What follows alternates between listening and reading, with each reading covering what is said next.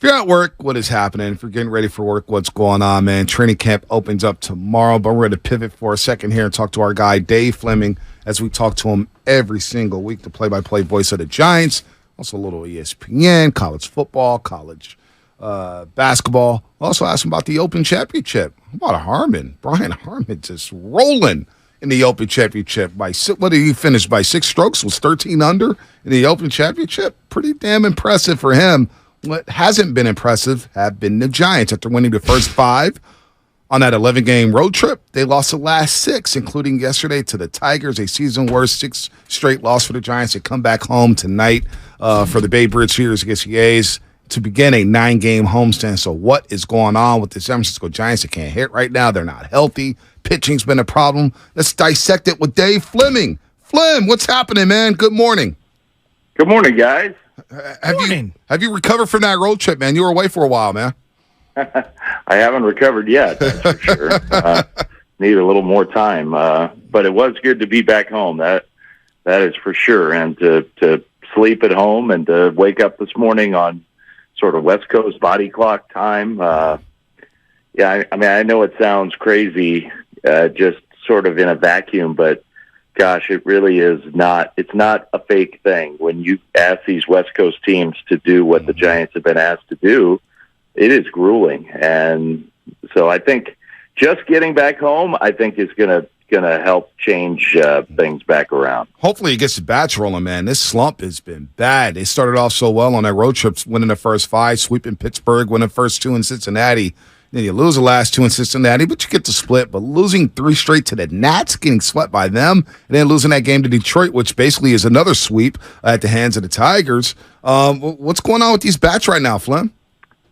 Well, part of it is simply just, hey, stuff like this happens. You have a week where you don't hit, and you hope you win a couple of those games. Find a way to win a couple of those games. The Giants also have combined that with with a week of starting pitching that hasn't been great. So when you fall behind in games and you're not hitting, it's almost impossible. The Giants just aren't equipped right now to be coming from behind, and we haven't seen the back end of the bullpen for a week. Maybe the number one strength of this team is get a lead, get into a close game late, and use that bullpen.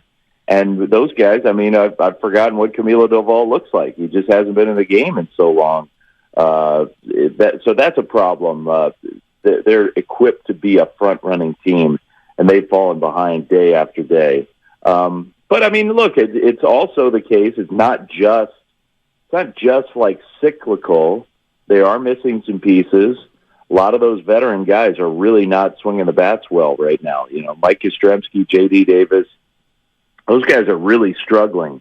Jock Peterson's finally got it going. Conforto's kind of run hot and cold. Lamont Wade has continued to get on base, but hasn't been doing any kind of damage. We're used to Lamont combining the on base with also some power, and that's kind of disappeared for him. So, okay, what does that do? That puts way too much on these young guys who at the bottom of the order just are not, there's no balance to the Giants lineup right now. So, one of those two things has to change. Either those young guys have to kind of get it going again, or more likely and more importantly probably, those veterans who have the track record, those guys are going to have to start to snap out of it. I know, and it feels like the Crawford injury doesn't help things right now, and the Estrada absence has been huge. I feel like him as a catalyst at the top of the lineup, him just being in the lineup every single day, like they really miss him. Yeah, they do. And it's two things. Number one, it's those two players, especially Tyro these days, but it's also what they have behind those guys at those positions. And everywhere else on the diamond, they're sort of covered, J.D. Davis goes down, Wilmer can play some there. Same thing at first base. The outfield, we know we've got, some mix and match parts out there, but in the middle infield spots, the Giants are just thin. And they built this team around depth, and they tried to account for just about everything. But the one spot where they still haven't accumulated a lot of depth is the second base shortstop position. So you're right. That's really, really hurting right now. It is. Well, so as we, kind of keep our eyes on the trade deadline, in your heart of hearts, I mean, you're not going to name names, but if you had to go pitcher or hitter right now, where are you going? Because they need both. Yeah, they need both, but I think they need hitting more than they need pitching. I mean, Gotcha. everybody could use a starting pitcher. Everybody could use a starting pitcher who's good enough to start a playoff game above and beyond the guys that you already have. So that's a pretty, for the Giants, that's a pretty high bar in that the Giants, I think, would feel real confident with their first two starters, and I think they'd feel really confident with one pure traditional bullpen kind of game in the playoffs. So really you're talking about maybe one more spot that the Giants would need to cover in the starting rotation. And that's not to say that a combination of Stripling and Wood or whoever couldn't help you figure that out between now and the end of the year. Who knows? Maybe even Kyle Harrison, something like that. But I do think they need some help on the offensive side at the middle infield spots. Like, are you going to go out and get a massive upgrade to some of those veteran names that I said? Probably not. You could get somebody maybe equivalent, but you'd just be crossing your fingers and saying that player is going to be better than the guy we already have, and the guy we already have isn't going to come out of this funk, which doesn't seem all that likely. I mean, I think the spot on the field you can identify. You got two young guys up the middle in Schmidt and Wisely who are learning at the big league level, and it's painful at times. And so can you upgrade those spots? I think you could. No doubt. Dave Flemming here on the Morning Rush on 95.7 The Game. Now, I may disagree with you because I'm looking at this pitching staff, and Stripling has been better the last couple starts, but not good enough. Alex Wood is struggling to get through 5. Cobb is, here and there, and Logan Webb that was an outlier Saturday night, but he looked a bit gassed with all the innings he's thrown here. I know everybody needs pitching, but boy, it looks like the Giants, they've got two reliable starters right now, Flem and DeSclafani. You never know what you're going to get. Sean Manaea, can't spot start him. He's struggling. The starting rotation this season, Flem, I got to say, has been a big disappointment with where the expectations were for that starting rotation before the season.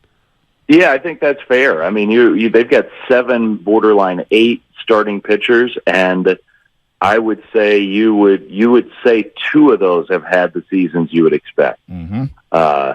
So that's not a very good hit rate. I mean, that is Sean Jelly didn't pitch well in the beginning of the year when they gave him a chance, and then all those other names that you rattled off there. I mean, we were in spring training going, how in the heck are they going to do this? And now here we are in mid-July talking about, do they have somebody to start games?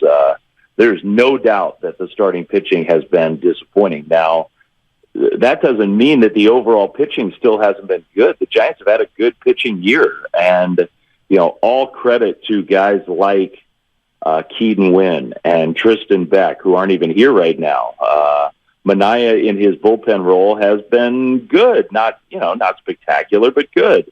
Ross Stripling is showing some signs. I mean, Ross has been the last 3 times out. If that's what you got from him as your 4th or 5th starter, I think you'd be totally happy with that. He's given the Giants length. He's not been dominant, but he's been good.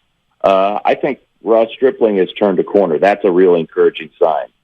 But the difference is, Bonte, I guess, is that with this Giants team, mm-hmm. I just don't worry that much about their ability to figure that out. Even though those individual names, it's been frustrating. I mean, Anthony DeSclafani right now is lost. Yeah. It's not good. And Alex Wood has been way up and down, mm-hmm. Riding the wave of highs and lows. But they figured it out. I mean, I think they're going to do that over the last couple months of the season. I hear where you're coming from, but I think the pitching's going to be okay. What about the fact they faced a zillion lefties in a row, and it feels like they're going to go up against more against the A's here? Are we holding out any hope that maybe we see a Ramos or a Luciano anytime soon? I know it may not help them for today, for example, but it just feels like they cannot hit lefties right now. Yeah, they are really, really exposed against lefties. I mean, if you're not going to get anything offensively from Schmidt and BR, 2 young guys that you sort of think, okay, even in the midst of rookie struggles, against a lefty, those guys are going to produce something, and it's just not happening right now. So if that's the case, then they're going to be thin there, because without Haniger and Estrada, I mean, when you're designing your team at the beginning of the year, you're thinking the top of your order is Slater, Wilmer, Haniger, Estrada in some order. Like that's against a lefty, right. That's how you attack the left-handed starters. And so 2 of those 4 are out right now. And of the 2 that are left, I mean, Slater's a shell of himself at the moment. He's still producing, but I mean, the hamstring, the elbow, he's just patched together and trying hard to stay on the field. So yeah, it's going to be a problem. And I think, I don't think it's a coincidence. Now, Hunter and I were talking about this, and Hunter, I think, he disagrees with me. He thinks it's just sort of coincidence. But I do believe that teams are now starting to, if there's any maneuverability and wiggle room, left-handers are going to be lined 100%. Up to face the Giants. Yep. They are. I totally agree with you on that. So is there, I mean, obviously Luciano got called up this week to AAA, and he's only been there a short period. Is it pie in the sky to think he might come up at some point this year? No, absolutely not pie in the sky. I mean, I think you've seen the Giants. What did Patrick Bailey, how many games did he get at AAA? Yeah, not a lot. Mm-hmm. Yeah, like 10. I mean, not many. So I don't think that, and I think what you've seen each time the Giants have done it, like, is it perfect developmentally? It's not. But every time the Giants have done something like that, it has given them a spark. And so if you're in a spot where you're trying to buy the last week and a half to wait for Tyro to get back, and you think that Luciano might be able to give you that spark, I think it is a possibility that the Giants could try it. It is possible. Wow. Is it likely? You know, is that their preference? Probably not. But if you really feel like, good Lord, here we go again, they're just lining up the left-handers against us, and Casey needs a reset, and VR's just kind of a shell of himself, then you might have to try it. You might have to. You know what, Flem? No, Matos is quietly putting together some good at-bats. He's got 6 strikeouts in the month of July and 55 at-bats. I'm not mad at where Matos is at right now. Actually would like to see him moved up in the lineup, maybe batting second or first, heck, with his speed or whatnot. But you brought up Hunter Pence, and I want to end this conversation on a positive note.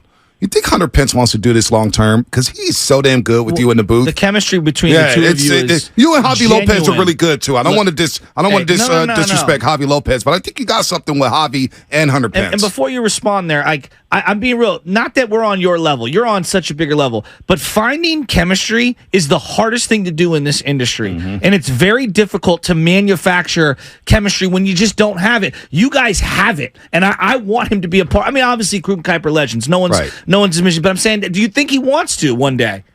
I think he does want to. Hunter, I don't want to speak for Hunter, because one thing you know about Hunter is he's got a million things going on. Hunter's got his coffee business, he's got corporate stuff, he's got teaching and coaching, he's got all kinds of things going on. Hunter is a mile a minute. But I think he really does love doing this, and I don't think it's a coincidence. Again, I'm probably speaking out of school. This did not come out of his mouth, but I don't think it's a coincidence that he dropped his Apple TV and kept his Giants broadcasting. Interesting. And, those two things are so different. Doing a network game where you parachute in for one game, 2 teams you don't see a lot, and you got a network crew of production versus a local baseball telecast where you know everybody, you're familiar with everybody, you know the players, you know the coaches. They let you, hang out in the clubhouse and in the cage and talk to the coaches and get all your info that way. I think Hunter really enjoys that part of this job, is feeling like he's part of the team, and it makes it in a lot of ways a lot more fun to do what we do, to work for a team that you know and identify with. So I do hope that he wants to keep doing it, because I think you're right. He's got a natural talent for it. It's not just, I think some people assumed and stereotyped with Hunter that it was going to be rah-rah, the reverend speech every telecast. It's not that at all. He's good. It's a lot of real work digging into what's going on with pitchers and hitters and predicting what's coming up. He's really good at it. Even the umpires, you just got to report with the umps. I'm waiting for my call today. He's got to give me my umpire scouting report. There you go. And then even Javi Lopez, man. I don't want to discredit him because I think Javi's gotten a lot better as well. I enjoy Javi and that reliever expertise, that perspective from the bullpen there. Javi, you guys are good, man. You guys are good. I think we're in good hands once Crooked Kite decide to lay it down. Real quick before we get you out of here, 30 seconds less. The Bay Bridge series. How much sizzle does it have left, knowing what's going on with the Oakland A's, Flynn? Well, I think it has more sizzle than it would otherwise. I think just that the possibility of it ending, looming over the whole thing, makes it a little different feeling going into tonight. I'm going to be interested to see what the ballpark feels like. Plus, these are just big games for the Giants. Yeah. Like, they got to play better here this week. So, starting tonight, hopefully Giants fans really give this team a nice boost. Alex Cobb throws the ball so well at home, but I think that A's Vegas thing, in a weird way, makes these more precious. We'll see. Dave, are they going to bust out these Will Clark jerseys at some point? Like, come on, man. We're waiting. I wish I had any inside info on that. I don't.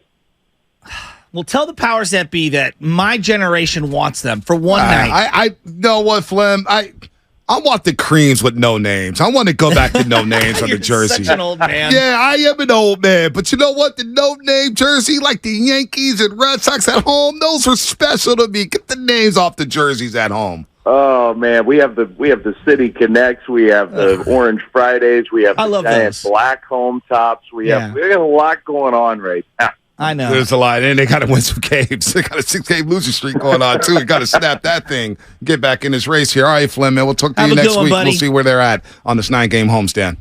Oh, next week's going to be right around. I haven't plotted out the calendar, but I mean that's about the trade deadline, isn't it? Next week. Yeah, the trade 31st. deadline. And I've already scouted out August. I know the Braves are, 6 times against the Braves, the Raves. You got the Phillies. Trust me, I'm well aware of what's happening in Dog Days, Flynn. Yeah, just got to get better here at home. Just be yourself at home, and they're going to be just fine. All right, Flynn. Take care. Get some rest, buddy. Talk to you guys. All right, Dave Flemming here on the Morning Roast on 95.7 The Game. While we were talking